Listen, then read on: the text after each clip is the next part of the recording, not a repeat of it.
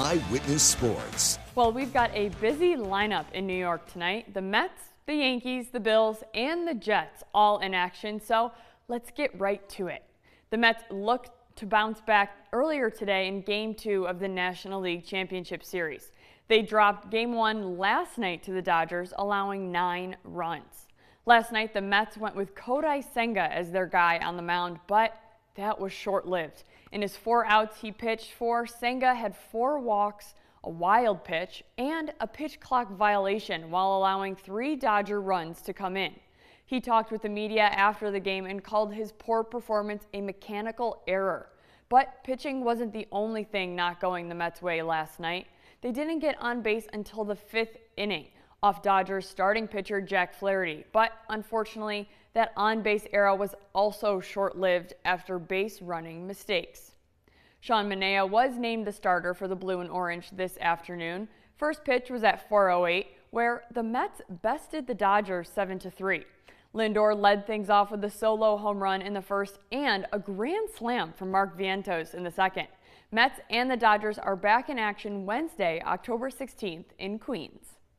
And taking a look at the ALCS now, the Yankees host the Guardians in Game 1 tonight. The Yankees entered the American League Championship Series after taking care of the Kansas City Royals in 4 games.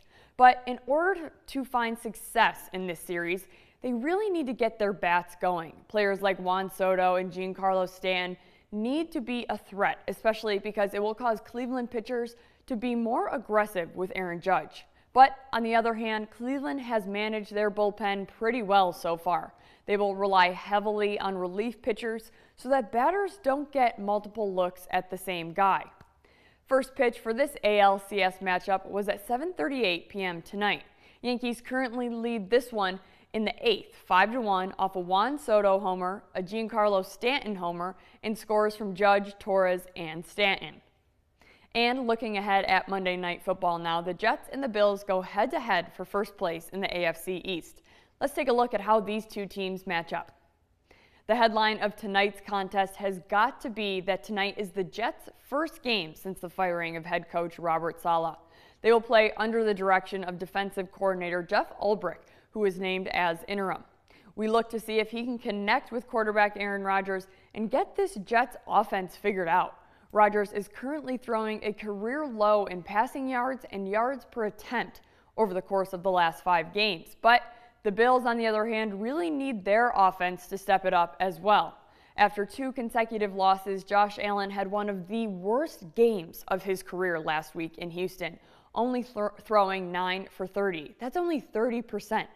Bills really need to focus on their run game tonight and utilize players like Ray Davis, Frank Gore Jr., who the Bills just activated from their practice squad today with the scratch of James Cook, or even Josh Allen, since their receivers will see the likes of the Jets defense, which is one of the best in the NFL with Sauce Gardner.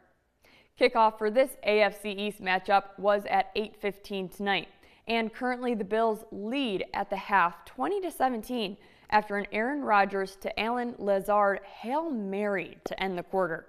Bills have seen touchdowns from receivers Dawson Knox and Mac Collins, and of course a rushing TD from Allen himself. But that's all I have time for on this busy October night. Thomas, what's next? Thank you, Gretchen. Coming up next after the break, Vice President Harris and former President Donald Trump are locked in a dead heat for the presidency. They're tied or within the margin of error in all 7 swing states. In tonight's Political Minute, News Nation's Blake Berman breaks down the issues most important to these swing state voters.